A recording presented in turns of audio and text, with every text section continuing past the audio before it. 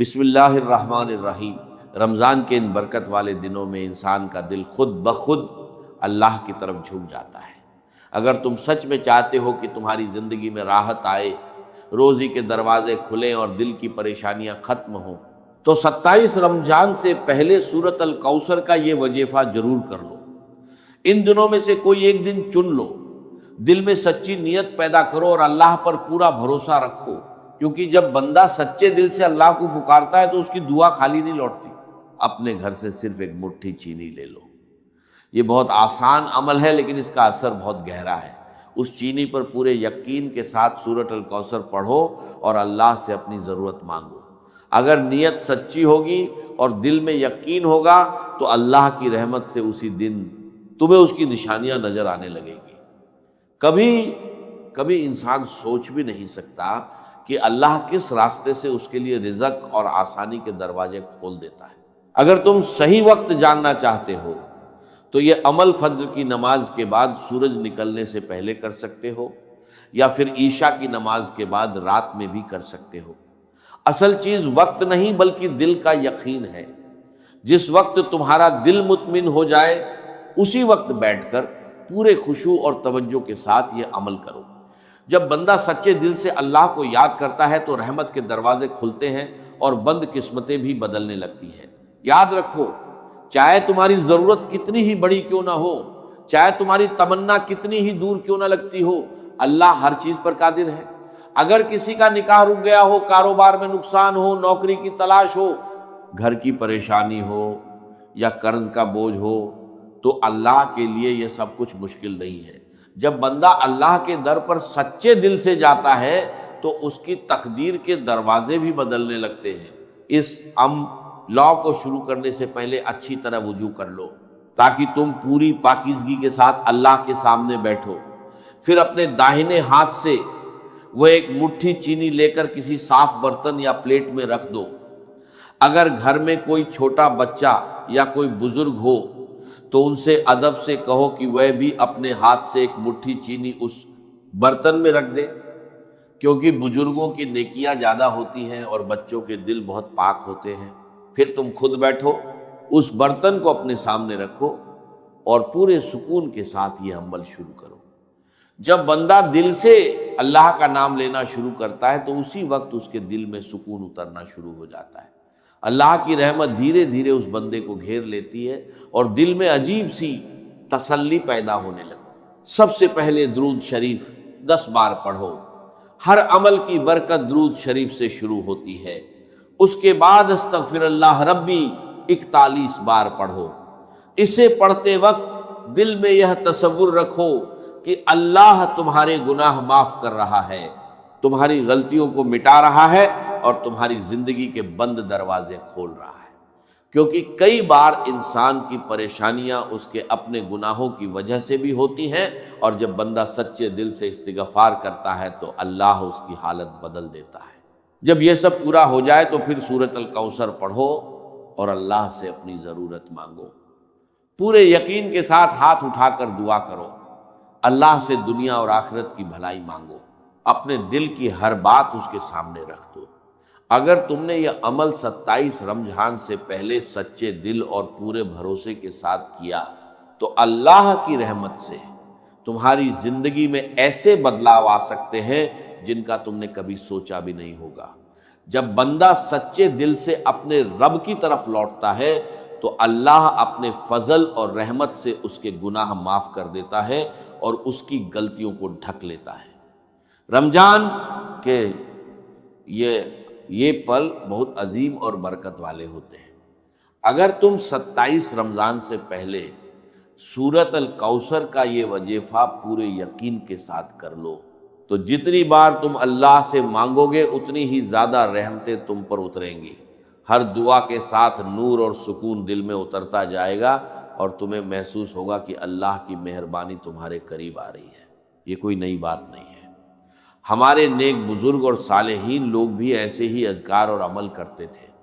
وہ اپنے چاہنے والوں کو بھی یہی بتاتے تھے کہ اگر انسان ان اذکار کو لگاتار پڑھے اور اللہ سے امید لگائے رکھے تو اس کی زندگی میں روشنی آ جاتی ہے، حالات بدلنے لگتے ہیں۔ مشکلیں آسان ہونے لگتی ہیں اور رزق ایسے بڑھتا ہے جیسے بارش کی بوندیں زمین پر اترتی ہیں۔ کہا جاتا ہے کہ اگر کوئی بندہ اس عمل کو پورے یقین اور سچی نیت کے ساتھ کرے اور اللہ سے دعا کرے کہ اے اللہ مجھے تیرے سوا کسی کا محتاج نہ بنا، مجھے اپنے خزانوں سے حلال اور وسیع رزق عطا کر، تو اللہ اپنے فضل سے اسے اتنا دے دیتا ہے کہ اس کے دل کا بوجھ ہلکا ہو جاتا ہے، غم دور ہونے لگتے ہیں، بند دروازے کھل جاتے ہیں اور برکتیں اس کے گھر میں اترنے لگتی ہیں۔ لیکن یاد رکھو، کبھی کبھی شیطان انسان کے دل میں مایوسی ڈالنے کی کوشش کرتا ہے۔ وہ کہتا ہے کہ اس سے کچھ نہیں ہوگا، تمہاری حالت نہیں بدلے گی، مگر تم ان وسوسوں کو اپنے دل میں جگہ مت دو، اللہ کی رحمت سے کبھی مایوس مت ہو۔ جب بندہ سچے دل سے توبہ کرتا ہے تو اللہ اس کے پچھلے گناہ معاف کر دیتا ہے اور اس کی زندگی کا نیا صفحہ شروع ہو جاتا ہے۔ اس عمل کو شروع کرنے سے پہلے وضو کرو اور پورے ادب کے ساتھ بیٹھ جاؤ۔ اپنے سامنے وہ ایک مٹھی چینی رکھو اور اللہ کی عظمت کو دل میں محسوس کرو۔ کچھ پل کے لیے آنکھیں بند کر لو اور اپنے رب کو یاد کرو۔ جب انسان دل سے اپنے رب کو یاد کرتا ہے تو اس کی زندگی میں عجیب سی روشنی آنے لگتی ہے اور دل میں سکون اترنے لگتا ہے۔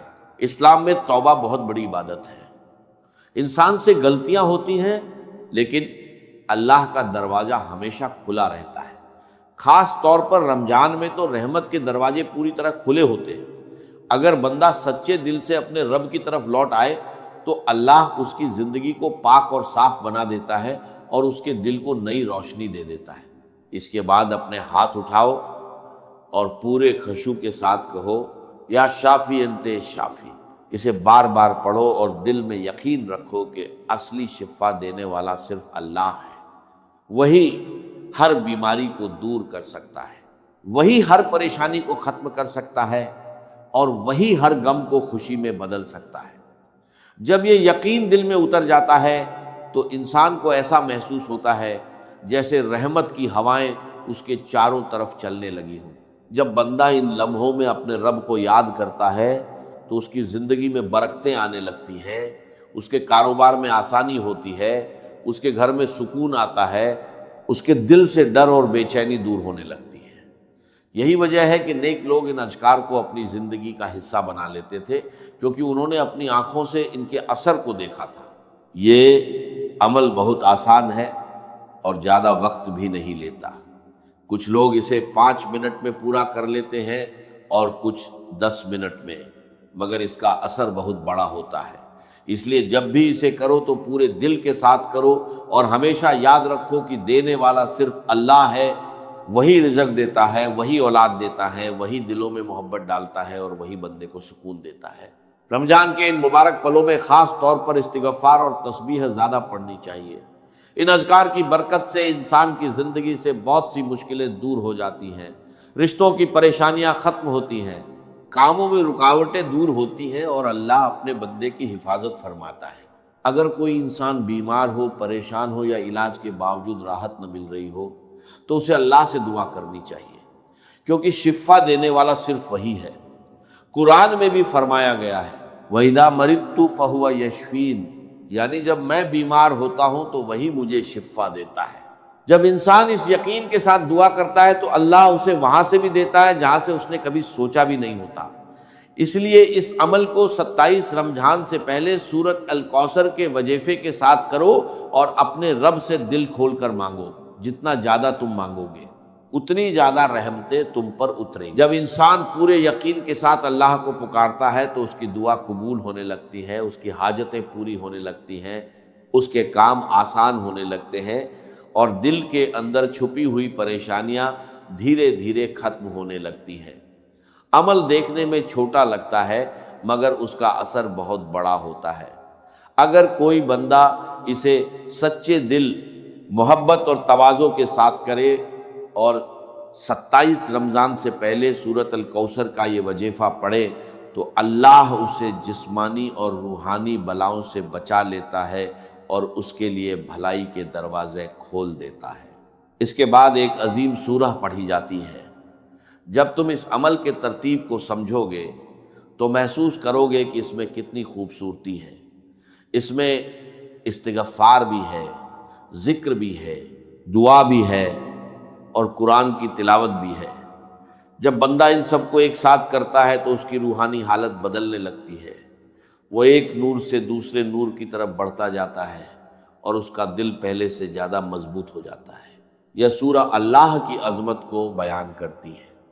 اس کی ہر آیت انسان کو یہ یاد دلاتی ہے کہ اللہ کتنا عظیم ہے، اس کی قدرت کتنی بڑی ہے اور اس کی دولت اور بے نیازی کتنی مکمل ہے۔ جب انسان ان آیتوں کو سمجھ کر پڑھتا ہے تو اس کا دل مضبوط ہو جاتا ہے اور اس کا بھروسہ اللہ پر اور زیادہ بڑھ جاتا ہے۔ اس سورہ کا اصلی پیغام یہ ہے کہ اللہ ہی گھڑنی ہے اور اس کے سوا ساری مخلوق کو اس کی محتاج ہے۔ وہی کافی ہے، وہی ہر چیز پہ قادر ہے اور وہی ہر کام کا اصلی مالک ہے۔ انسان جب یہ بات دل سے مان لیتا ہے تو اس کا دل لوگوں سے ہٹ کر صرف اللہ کی طرف لگ جاتا ہے۔ جب بندہ اپنے دل کی امیدیں صرف اپنے رب سے جوڑ لیتا ہے تو وہ دنیا اور آخرت دونوں میں کامیاب ہو جاتا ہے۔ لیکن جو انسان ان حقیقتوں سے غافل رہتا ہے اس کی زندگی میں پریشانیاں بڑھتی چلی جاتی ہیں اور وہ الجھنوں میں پھنسا رہتا ہے۔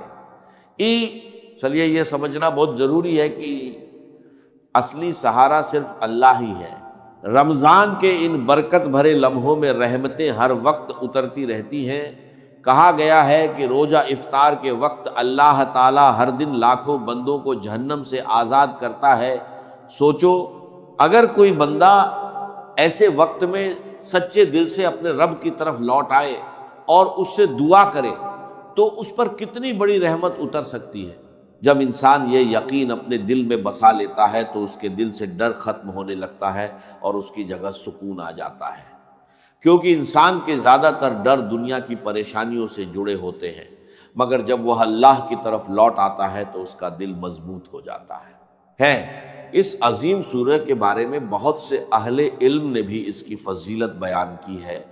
حضرت علی ابن ابی طالب سے بھی اس کے معنی اور اس کی اہمیت کے بارے میں باتیں نقل کی گئی ہیں، کیونکہ اس میں توحید کا بہت صاف اور مضبوط پیغام ہے۔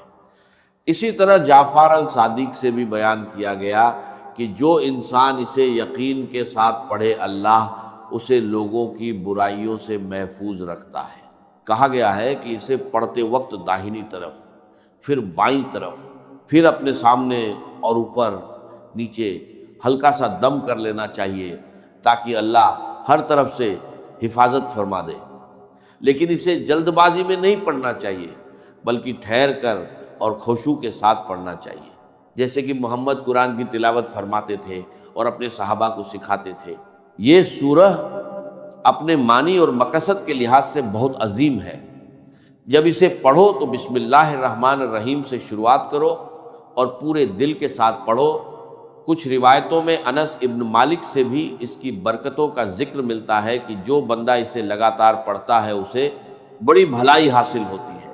لیکن یہ بات ہمیشہ یاد رکھو کہ اگر کسی انسان پر کسی کا حق ہے، جیسے قرض یا کوئی اور ذمہ داری، تو وہ صرف عمل کرنے سے ختم نہیں ہوتی، اسے ادا کرنا یا معافی لینا ضروری ہوتا ہے۔ اس لیے عمل کے ساتھ ساتھ انسان کو اپنے حقوق بھی پورے کرنے چاہیے۔ اور اگر تم پورے یقین اور سچائی کے ساتھ 27 رمضان سے پہلے سورۃ الکوثر کا یہ وظیفہ پڑھ لو تو انشاءاللہ تمہاری زندگی میں آسانی، برکت اور سکون کے دروازے کھلنے لگیں گے۔